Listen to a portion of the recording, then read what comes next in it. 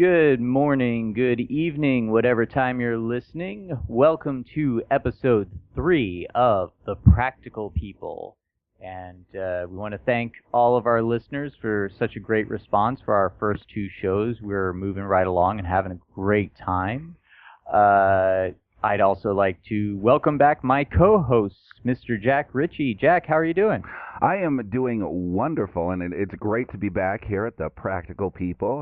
I'm very excited, as always. Plus, it's always just great to chat with Mr. Moonlight.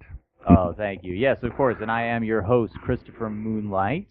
So we are just going to jump right into it. We're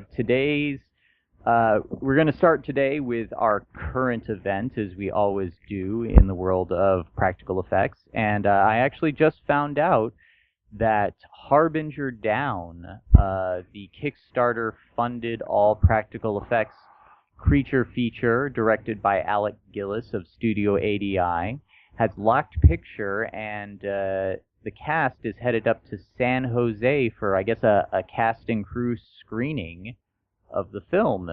So we want to chat a little bit about how we feel about that, and we're going to bring into the chat our special guest for today, Mr. Hiroshi Kataguri. Did I pronounce that right? It's okay. No Americans can pronounce my name right. This is the best you can. How do you say your last name? I apologize. I tried it once before and I got it wrong before too. Katagiri. Katagiri. Okay. Yeah. I'm going to practice that because I do believe in getting people's names right. But we're very honored to have you on the show. Thank you for being here. So I believe you said you actually did back Harbinger Down, didn't you? Yeah, I did. Yeah. Yep. So and also, yeah, I wanna speak out. The having a down was the reason I decided to do a Kickstarter also. So that was huge influence for me.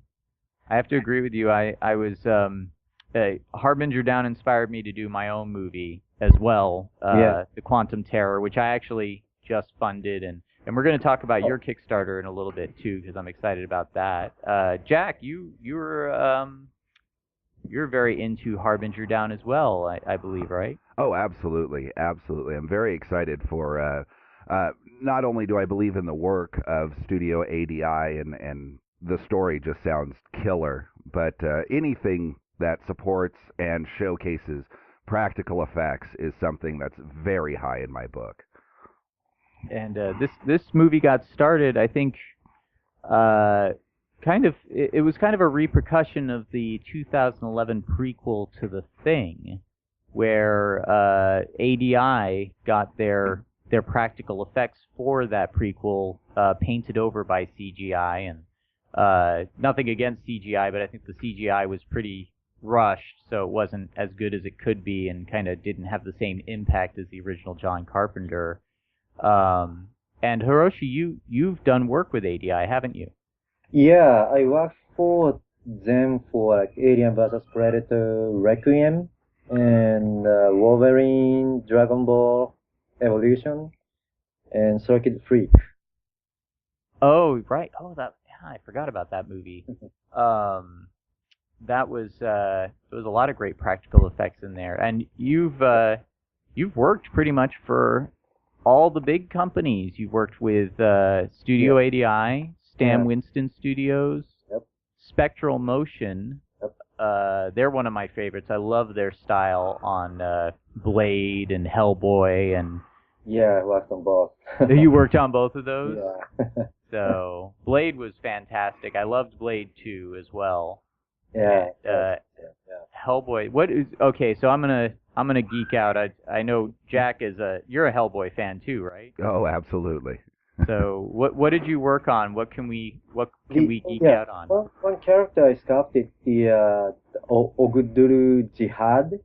So the tentacle-looking creature floating on the space. Oh wow. Oh, nice. Yeah, so that's so I sculpted the model for the digital scan. And the actual creature in the movie is the digitally recreated, but the original model is the made by me. And also the Samael. So Steve Wang was in charge of the character, but pretty much I sculpted all the body.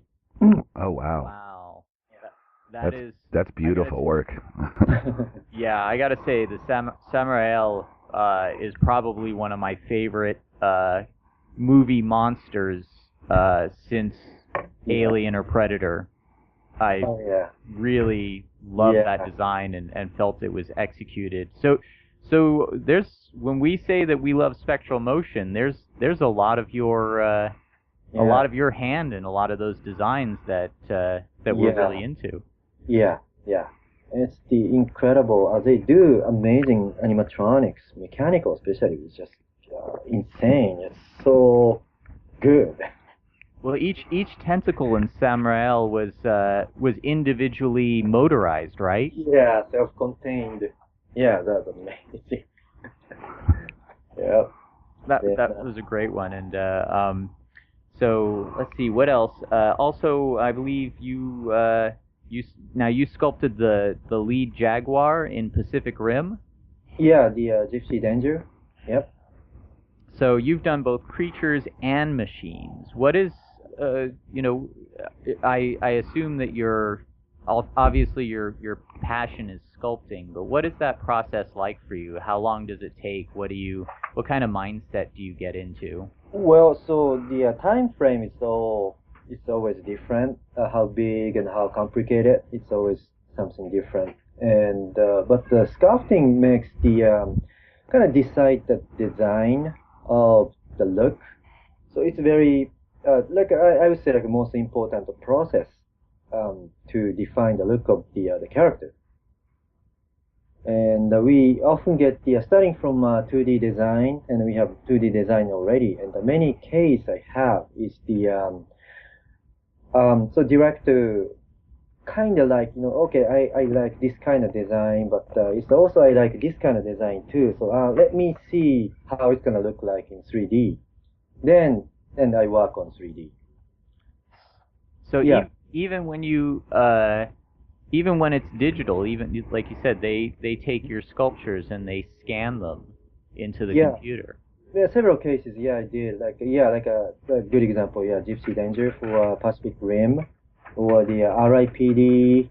There's some like a fat demon guy I sculpted for digital scan, and also Battle Los Angeles, and I sculpted the alien for a digital scan. Oh yeah, nice. I saw that sculpt too. It was really great. Jack, I'm taking up all the airtime as usual. Do you have any questions?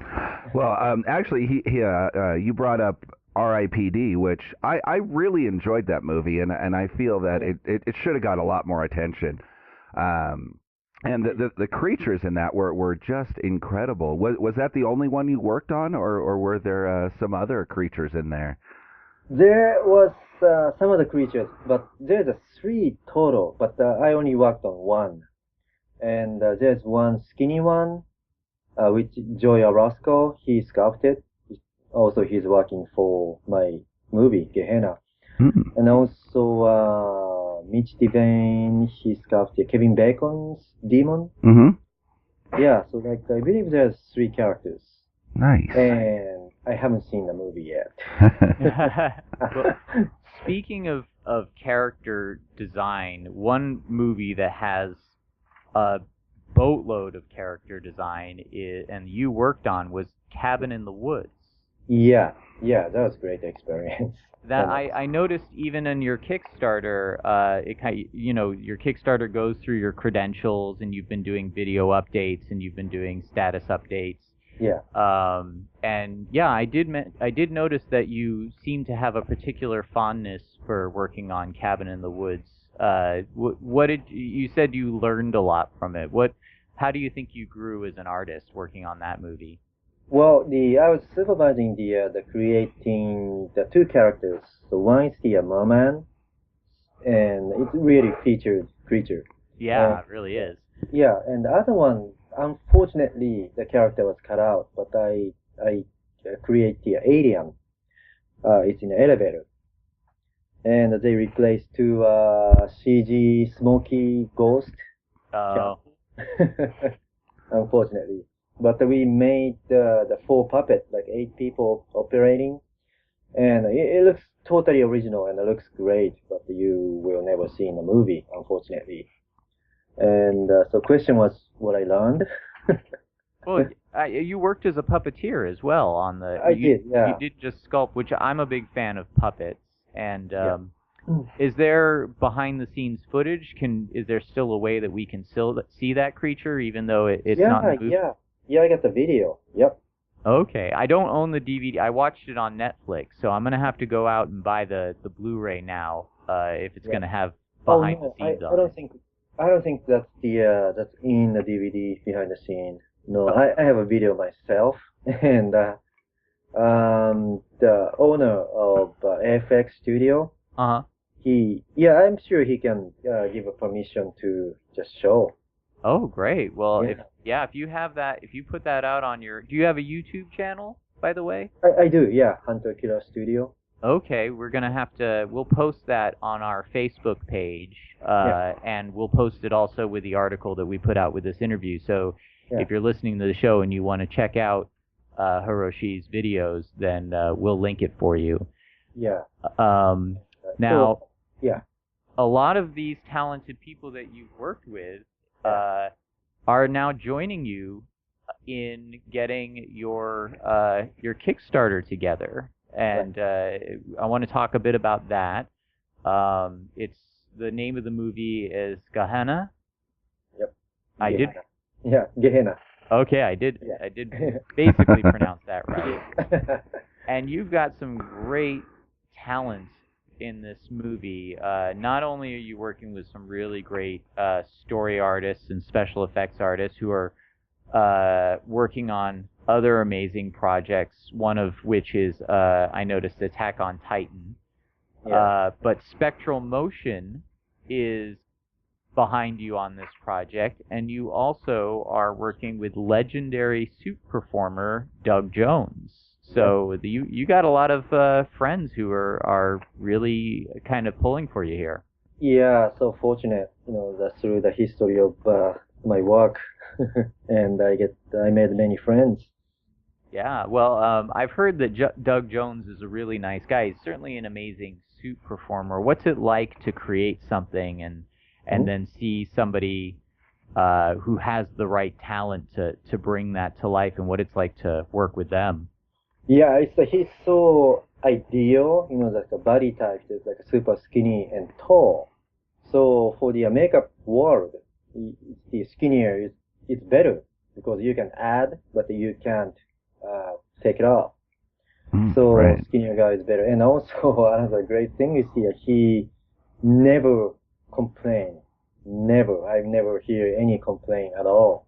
And he's so supportive to make a performance of the character is, of course, it's really important. Of course the look is important, but even the look is good and performance is bad and doesn't make any good character.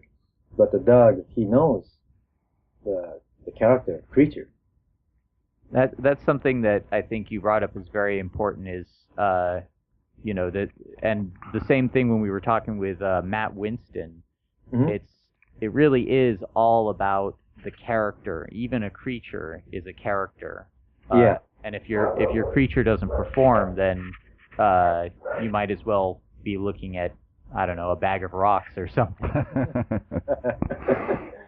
Yeah, it's we making fake thing make it look like real, and fake thing is a fake thing, but with performance is the something fake become the gets life and become real. Now, you said one thing. You're talking about, Doug Jones being a skinny actor, but there is one creature. Now, I wanna let you talk about this because I saw on your Kickstarter page how the trick was done, but I just thought it was so amazing. There is one creature that you have Doug Jones playing that is impossibly skinny. Doug Jones is not this skinny. How did you do this? I totally create the fake body.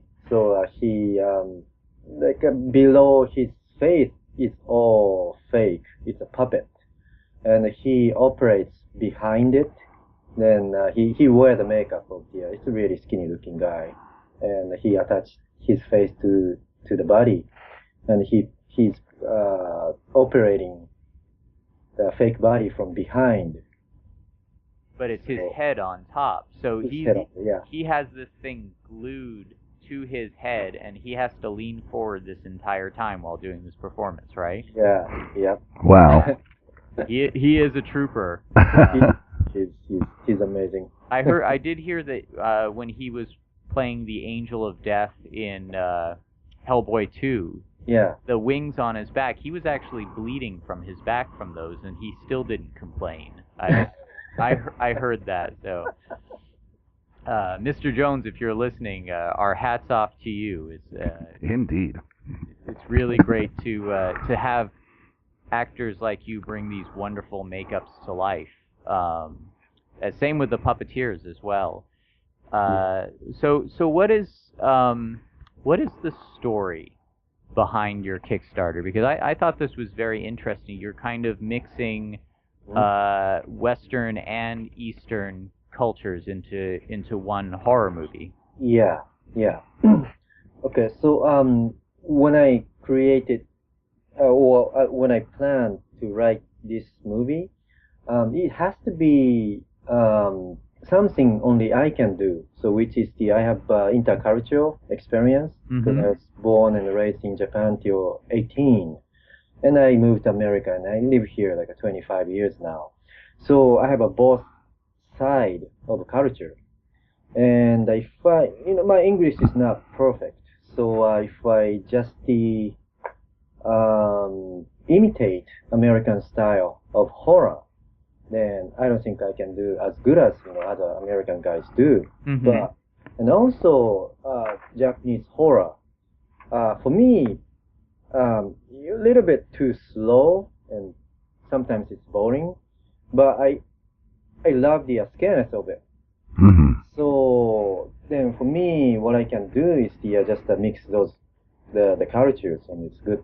Take just good things, scariness of the Asian side and good tempo of American side. Then I have to take a place that something I can put about Japan. Then I chose the location, the Saipan Island. So which is there was a battlefield during the World War II, and Japan and America fought there. And many people died. So it just gives a good horror story there. Then that's interculture of Japan and America. Now there are Western investors coming over to look at land to build a hotel on, right? Yeah.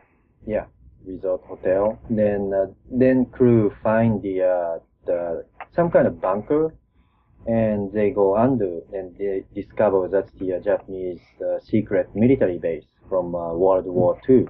Oh wow! Yeah. Then of course they trap. So there's a lot of history in this movie as well. Yeah, I don't wanna go like a serious deep, but yeah, there's some history. And now, is this movie going to be in English, Japanese, or is it going to be both?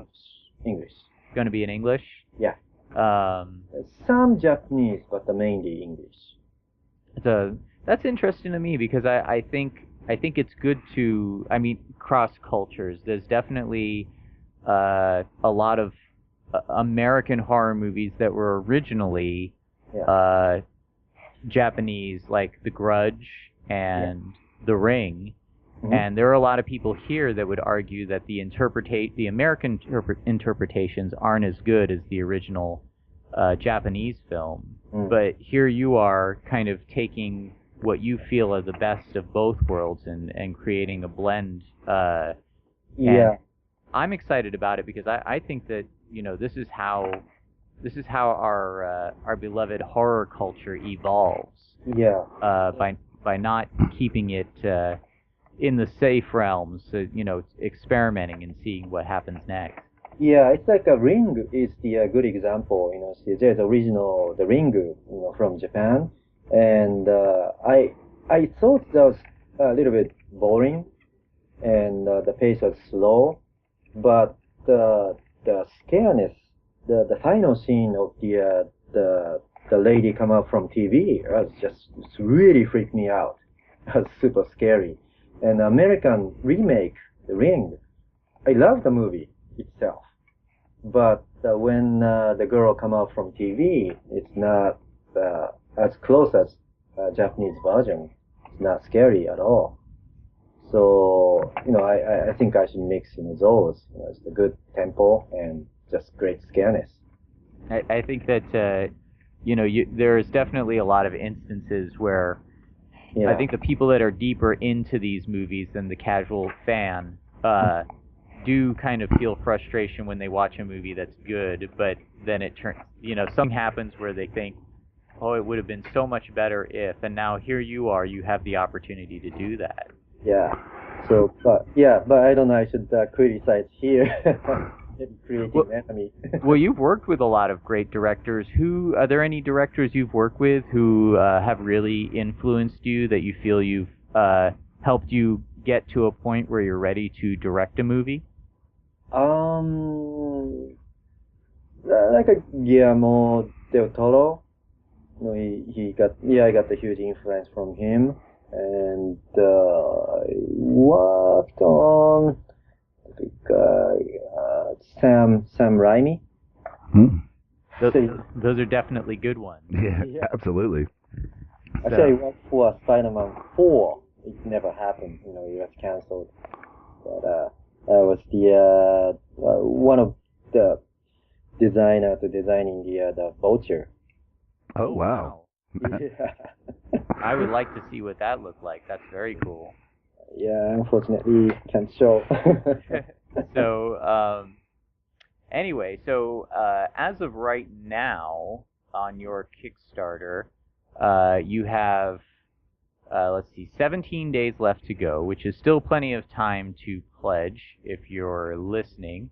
Now, this show doesn't air for a few days after its recording, so it'd probably be less by the time you, our listeners, hear this, but this is definitely a project worth checking out. I'm very impressed by it, and I'm again just very impressed by your resume, Jack. Let's see, what's a movie that you want to ask about, Jack? Because I'm sure you've seen the IMDb. There are plenty of cool ones here. I know there's definitely something that I saw on the internet that I want to ask about, but I don't want to keep talking over you.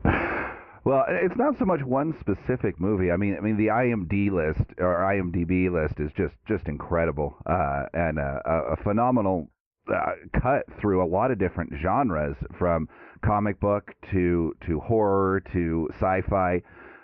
Is there a genre that you like working on more? Is I don't know, say horror, since you're working in the horror field now. Is that a field that you enjoy above the other ones? Well, I actually, for working as the makeup effects artist, I like working for more like sci-fi rather than horror. Mm-hmm. Horror is, for our job, is mainly gore, which I'm not into it, believe it or not. Okay. And I like the creating the character. So which is the aliens or the some creatures, and many creatures. Yeah, it's like a mixture of horror and sci-fi. So it's more fantasy, horror. Who's your all-time favorite character that you worked on? Do you have one, or is that like asking to pick your favorite child? Oh, one I worked on, or any. Let's do both. One you worked on, and what's your all-time favorite overall? One I worked on, probably the mermaid for Pirates of the Caribbean. Ah, that's one actually I want to ask you about. That kind of segues into my question. But what's your favorite all-time character that you didn't create then? That's the Thing, the original Thing. Oh, that's a great one. That's by Norris, the spider. Yeah, that was a great scene. Yeah. Both horror and levity at the same time, kind of moment that sums it up. Back then I was only 10 years old. And it's just insane. It's like 80s, and the quality is still looking amazing. That's really what it is about practical effects is, if you get it right, it's timeless. There's, it's there in the room with you. It's never going to be dated. I mean, I think Terminator 2, there are moments where I look at the CGI for that and I go, okay, that was really at the beginning. I think it still works because it's such simple CGI for what it's meant to be, but a lot of the practical effects are really what still hold the movie together for me. Yeah. And the same with The Thing. You're watching it happen live in the room, and it's still seamless. Yeah. That's one thing that I really like about practical effects is if they're done well, of course. They age so much better than jumping on the newest technology, and when you go back and watch, say, John Carpenter's The Thing, the practical effects hold up just as much today as they did then. Yeah, I totally agree. And speaking of seamless practical effects, going back to your favorite design, which was the mermaid. Now, this was a kind of a creature mermaid. Yeah. That was for Pirates of the Caribbean on Stranger Tides. Yep. It didn't get used, but I thought this was really funny that this mermaid that you created is at Cinema Makeup School in their showroom at the moment. Yeah. And a picture of it floated around the internet for a bit with the claim that this was a picture of a real mermaid that was drudged up on some exotic island shore. What's it like when you see something you create go viral like that? It's so funny. I just laughed at it, But good. Of course, like we are trying to make something not real, but make it look like real. Then so many people believed that was real, so that's great.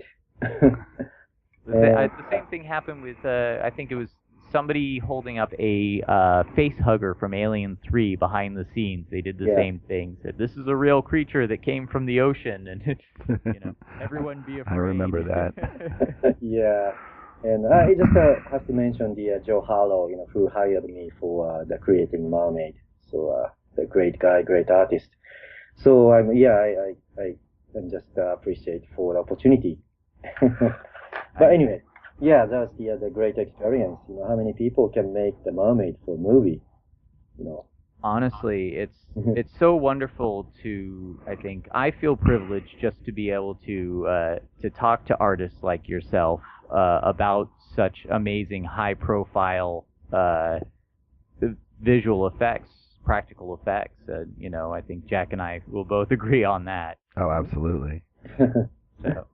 Well, we won't keep you because we know, we're very appreciative. You just got off the plane from Japan. That's right. So you are probably pretty jet lagged. I mean, literally just a few hours ago, you were in the air coming back from Japan. So we really appreciate you taking the time to talk to us. We, at the end of the show, we do shout-outs. We like to, just mention somebody that we're thinking of or are grateful for. So if you'd like to give any shout-outs, you just did give one, but is there anyone you'd like to say hi to or just mention before we go? Oh, I just want to thank you to Michael Zoldi, who's the owner of Spectral Motion, and he's totally supporting my project and behind, like holding my back, so that the company's name, it really helps to promote my movie, and of course the work from there, it's incredible. Yeah, well, we're really glad that they have your back on this project, and I'm really excited about this. You're probably, it's one of those things, you see these creatures in the movies and you're such a big fan of them, and then when you actually look and realize that there's an artist like yourself behind all of them, it's really exciting. I sincerely am a fan of yours and enjoyed this. So, Jack, how about you? Who would you like to give a shout out to today? Well, shout outs, of course, to yourself and to our guest. And I also want to give a nice big shout out to everybody at Studio ADI. And I wish them all the best with unleashing Harbinger Down. So, yeah, there's my shout out. Well, you actually stole my shout out. That was going to be all Haha. to Studio ADI and Harbinger Down. Congratulations, guys. And I'll also give another shout out, like I did before, to my team on my film, The Quantum Terror. We funded our Indiegogo, so we're getting ready to do that film right now. We're very excited about it. Yeah. Well, Hiroshi, thank you so much for being on the show. We had a great time, and we hope that you'll come back some other time. Yeah, I do. Yep. Okay. Yep. All right. So this is Christopher Moonlight and Jack Ritchie for the Practical People, and we'll see you next time. We are currently trying to get Cleve Hall, who just announced that he has a new version of his show Monster Man, which is called The Monster Family. So we hope to have him on next, or depending on scheduling, maybe it'll be someone else and then him. But look forward to that, and find us on Facebook.com/practicalpeople. This is Christopher Moonlight signing off.